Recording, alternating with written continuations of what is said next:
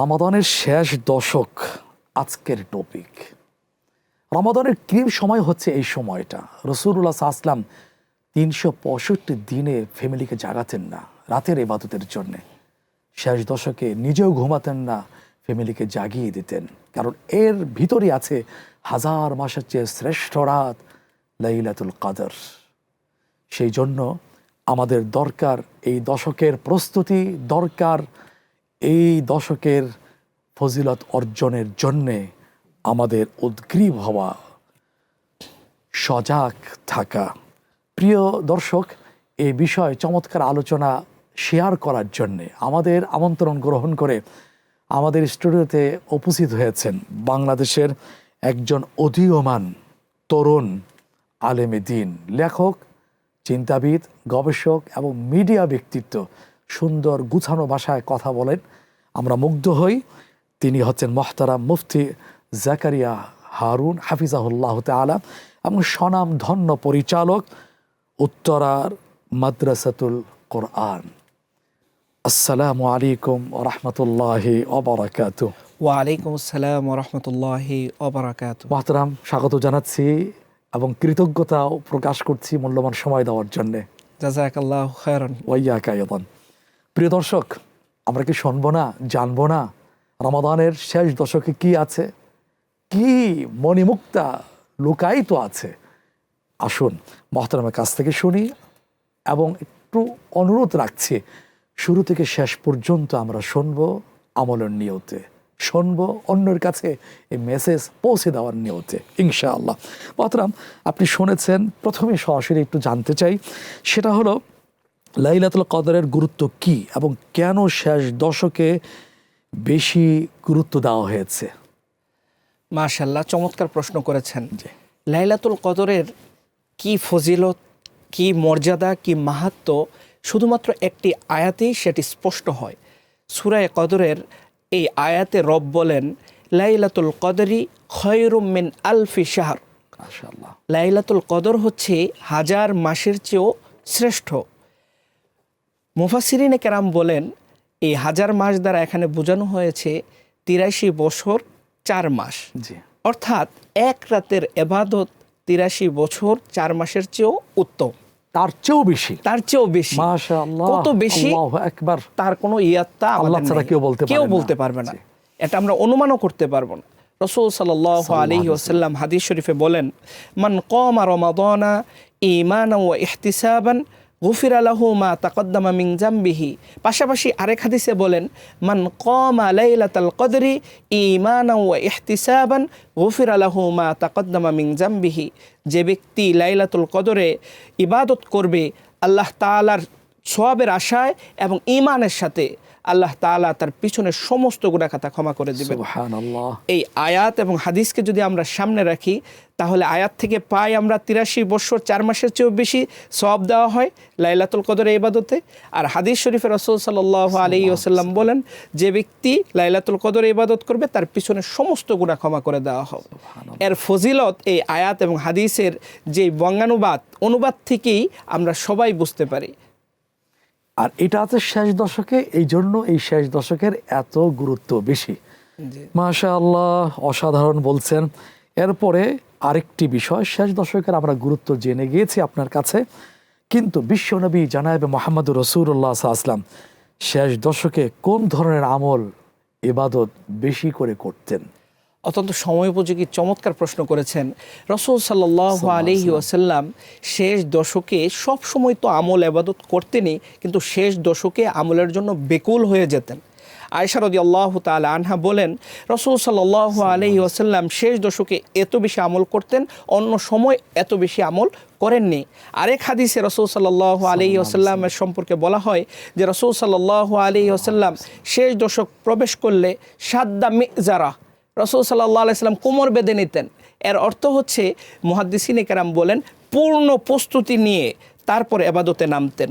তারপরে পরের অংশে, হাদিসের পরের অংশে বলা হয়েছে, তার পূর্বাপর সমস্ত গুনাহ মাফ করে দেওয়া হয়েছে, মাসুম নিষ্পাপ, তা সত্ত্বেও এত প্রস্তুতি। আল্লাহু আকবার। হাদিসের পরের অংশে বলা হয়েছে, ও আহিয়া লাইলাহু, তিনি পুরো রাত্র জেগে জেগে ইবাদত করতেন।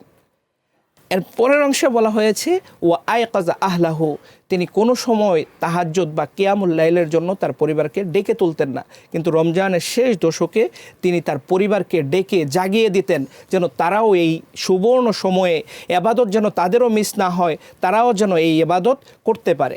অর্থাৎ রাসূল সাল্লাল্লাহু আলাইহি ওয়াসাল্লাম রমজানের শেষ দশকে পূর্ণ প্রস্তুতি নিয়ে এবাদত করতেন। রাসূলের এবাদতের মধ্যে কি ছিল? রাসূলের এবাদতের মধ্যে প্রথমত ছিল লাইলাতুল কদরের তালাশ। হাদিস শরীফে রাসূল সাল্লাল্লাহু আলাইহি ওয়াসাল্লাম বলেন, তাহাররাউ লাইলাতুল কদরি ফিল আশরিল আওয়াখির মিন রমাদান, তোমরা লাইলাতুল কদর রমজানের শেষ দশকে তালাশ করো। দ্বিতীয় আমল ছিল রাসূল সাল্লাল্লাহু আলাইহি ওয়াসাল্লামের ইতিকাফ, যেটার বর্ণনা রাসূল সাল্লাল্লাহু আলাইহি ওয়াসাল্লামের জীবনীতে এভাবে এসেছে, কানা রাসূলুল্লাহ সাল্লাল্লাহু আলাইহি ওয়াসাল্লাম ইয়াতাকিফুল আশরা ফি রমাদান, রাসূল সাল্লাল্লাহু আলাইহি ওয়াসাল্লাম রমজানের শেষ দশকে ইতিকাফ করতেন। রাসূল সাল্লাল্লাহু আলাইহি ওয়াসাল্লামের শেষ দশকের আরেকটি আমল ছিল বেশি বেশি কোরআন তেলাওয়াত করা। আরও একটি আমল ছিল রাসূল সাল্লাল্লাহু আলাইহি ওয়াসাল্লাম এমন দান করতেন, হাদিসে এসেছে যে প্রবাহিত বাতাসের চেয়েও বেশি তার দান বেড়ে যেত। আল্লাহু আকবার।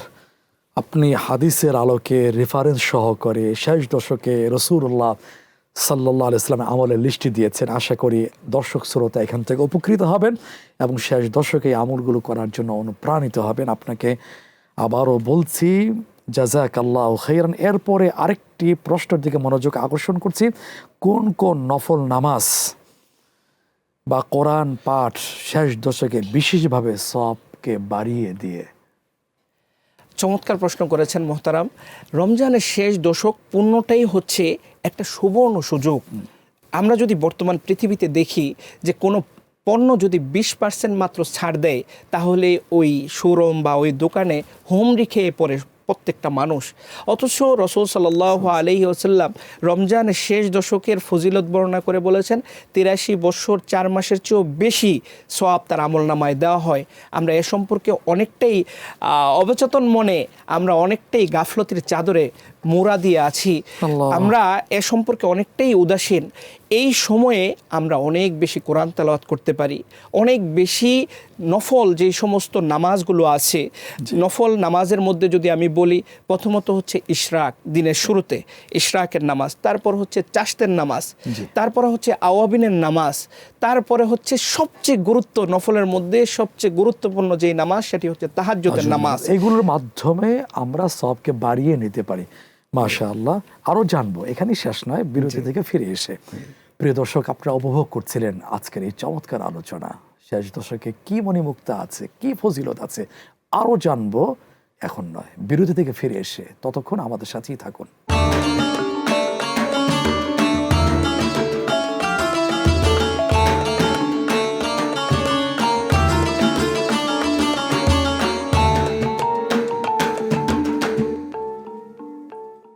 প্রিয় দর্শক, বিরতির পরে আরও একবার স্বাগত জানাচ্ছি আজকের এই আলোর পথ অনুষ্ঠানে। আলোচনা পেশ করছেন মোহতারাম শেখ জাকারিয়া হারুন হাফিজাহুল্লাহ তাআলা। আজকের আমাদের টপিক হচ্ছে ইতিকাফ। সঙ্গে আছি আমি মোহাম্মদ মুস্তফা জামান। মোহতারাম, বিরতির আগে চমৎকার আলোচনা আমাদেরকে উপহার দিচ্ছিলেন। এবার এই বিষয়ে আরেকটি প্রশ্ন, সেটা হলো, যদি কেউ শেষ দশকে রোজা রাখার সুযোগ না পেয়ে থাকে, সফরে আছেন, বার্ধক্যে, অসুস্থতায়, নানা কারণে, শরিয়া কর্তৃক অনুমোদিত কারণে, এখন সেই ব্যক্তি কি ধরনের পুণ্য অর্জন করতে পারবেন, সওয়াব অর্জন করতে পারবেন? তার কি সওয়াব অর্জনের কোনো পথ খোলা আছে কি না রুদ্ধ হয়ে গিয়েছে? চমৎকার প্রশ্ন করেছেন। শরীয়তের কারণে ইসলাম হচ্ছে সহজ ধর্ম, ইসলাম মানবিক ধর্ম, ইসলাম ফিতরতের ধর্ম, ইসলাম ফিতরতের ধর্ম, স্বভাবজাত ধর্ম। যদি কেউ অসুস্থ থাকে বা সফরে থাকে, এই সমস্ত কারণে যদি রোজা রাখতে না পারে, প্রথম কথা হচ্ছে রোজার যেই অনন্য সওয়াব, সেই সওয়াবের কারণে সে হৃদয় থেকে অনুতপ্ত হবে যে আল্লাহ, এই ফজিলত আমি অর্জন করতে পারছি না, আমার নিজের ত্রুটির কারণে, নিজের অসুস্থতার কারণে বা সফরের কারণে প্রথমত হচ্ছে সে নিজে নিজে অনুতপ্ত হবে। আল্লাহর কাছে অনুতপ্ত হওয়া, বিনয়ী হওয়া এর ফজিলত অনেক বেশি। দ্বিতীয় হচ্ছে সে যেহেতু রোজা রাখতে পারছে না, সে অন্যান্য আমলগুলো অত্যন্ত গুরুত্বের সাথে আদায় করবে। 5 ওয়াক্ত নামাজ অত্যন্ত গুরুত্বের সাথে আদায় করবে। জিকির আজগারগুলো সব সময় যেই অবসর সময়গুলো থাকবে সেই সময়গুলো জিকিরের মাধ্যমে তার জিহ্বা ভিজা রাখবে। তৃতীয় হচ্ছে রমজানের শেষ দশকে যে দান সাদকা অনেক বেশি করে করবে। হাদিস শরীফে আসছে, আস সাদাকাতু তুতফিউ গাদাবার রব্বি ওয়া তাদফাউ মিতাতাস সু। দান সদকার কারণে আল্লাহ তাআলার গুসা, আল্লাহ তাআলার রাগ মিটে যায় এবং যেই সমস্ত বিপদ আছে সেই বিপদগুলো কেটে যায়। এই জন্য আমরা রমজানের এই শেষ দশকে যদি কেউ রোজা রাখতে না পারি, এই ইবাদতগুলো, এই আমলগুলো বেশি বেশি করার চেষ্টা করব। আল্লাহ তৌফিক দান করুন। আমিন। এরপরে আরেকটি গুরুত্বপূর্ণ প্রশ্ন সেটা হচ্ছে, যদি কেউ শেষ দশকে রাত্রি জাগরণ করতে যদি না পারেন, তবে কি নফল ইবাদত করার সুযোগ তার আছে কি? অবশ্যই আছে। ইসলামের প্রতিটা কথা, প্রতিটা বিষয় হচ্ছে স্বভাবজাত। পুরো রাত্রই জাগ্রত থাকতে হবে। আমরা মানবিক দুর্বলতার কারণে হয়তো পুরো রাত জাগ্রত থাকতে পারবো না। হাদিস শরীফে আসছে, কেউ যদি এশার নামাজ এবং ফজরের নামাজ জামাতের সাথে আদায় করে, তাহলে তার সারা রাত ঘুমিয়ে কাটানোটা এটা নফল ইবাদতের মধ্যে গণ্য হবে। সুবহানাল্লাহ। তাহলে আমরা এই কাজটা অবশ্যই করব যে এশার নামাজ এবং ফজরের নামাজ জামাতের সাথে আদায় করব। পাশাপাশি তারাবির নামাজ অবশ্যই আদায় করব। আর রমজান মাসে তো সুবর্ণ সুযোগ তাহাজ্জুদ নামাজের। আমি যদি সাহারিতে একটু আগে উঠে 4 রাকাত, 2 রাকাত, 6 রাকাত, 8 রাকাত তাহাজ্জুদ নামাজ আদায় করি, তাহলে একটা অনন্য সওয়াব আমি অর্জন করছি। সুতরাং কেউ যদি ঘুমের কারণে সারা রাত জাগতে না পারেন, তাহলে এতে দোষের কিছু নেই। চেষ্টা করব অন্তত শেষ দশক জাগ্রত থাকার। যদি সম্ভব না হয়, তাহলে ফজর থেকে এশা থেকে ফজরের জামাত, এশার নামাজ এবং ফজরের জামাতের সাথে আদায় করব। দ্বিতীয় হচ্ছে তারাবির সালাত আদায় করব। তৃতীয় হচ্ছে অবশ্যই তাহাজ্জুদ সালাত আদায় করব। এতে করে আমি ঘুমিয়ে থেকেও সারা রাত নফল সওয়াব, যেটা নফল ইবাদতের যেই সওয়াব, সেই সওয়াবটা আমার আমলনামায় লেখা হয়ে যাবে ইনশাআল্লাহ। আপনি তো চমৎকার একটা ব্যবসার কথা বলেছেন, অল্প পুঁজিতে বিশাল মুনাফা, প্রফিটের কথা। অর্থাৎ ইশারের নামাজ, ফজরের নামাজ জামাতের সাথে আদায় করার মধ্য দিয়ে সারা রাত ইবাদত করার সওয়াব পেয়ে যাচ্ছে। ঘুমিয়ে থাকলো, জি জি, খেলেও, জি, দাম্পত্য জীবন যাপন করলো। মাশাআল্লাহ, জাযাকাল্লাহ খায়রান। আল্লাহ তাআলা আমাদের এই ছোট্ট আমলের মধ্য দিয়ে রেগুলার সারা রাত ইবাদত করার সওয়াব কামাই করার তৌফিক দান করুন, আমিন। সর্বশেষ মহতারাম, আপনার কাছে জিজ্ঞাসা হলো, শেষ দশকে সাদাকা করার সেরা ধরনটা কি হতে পারে এবং এর সামাজিক গুরুত্বই বা কতটুকুন আছে?